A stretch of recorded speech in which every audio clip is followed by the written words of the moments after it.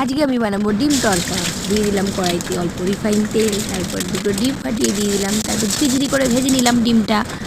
ভেজে নেওয়ার পর দিয়ে দেবো অল্প একটু নুন দিয়ে ভালো করে কুচি কুচি করে ভেজে নিয়ে বাটিতে তুলে রাখলাম। দেবো কড়াইতে, এবার দিয়ে দেবো অল্প পরিমাণে 2 চামচের মতো সর্ষের তেল।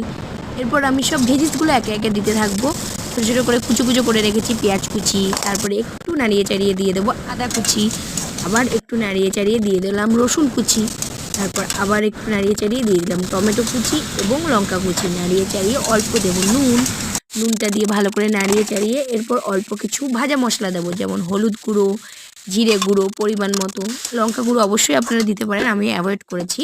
তারপর দিয়ে দেবো তরকার ডাল, যেটা 2টো সিটি মেরে রেখেছিলাম প্রেশার কুকারে। নাড়িয়ে চাড়িয়ে তারপর এরপর আসছি 5 মিনিট পর ফিরে আসছি। তারপর দিলাম মেথি পাতা দিয়ে নাড়িয়ে চাড়িয়ে তারপর দিয়ে দেবো অল্প তড়কা মশলা 1 চামচের মতন, এবং তারপরে দিয়ে দিলাম 1/2 চামচের মতন গরম মশলা।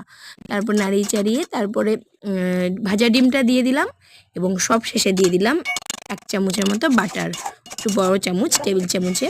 তো হয়ে গেল আমাদের তরকা রেডি, টেস্টি। তো কেমন হয়েছে অবশ্যই জানাবেন কমেন্টের মাধ্যমে।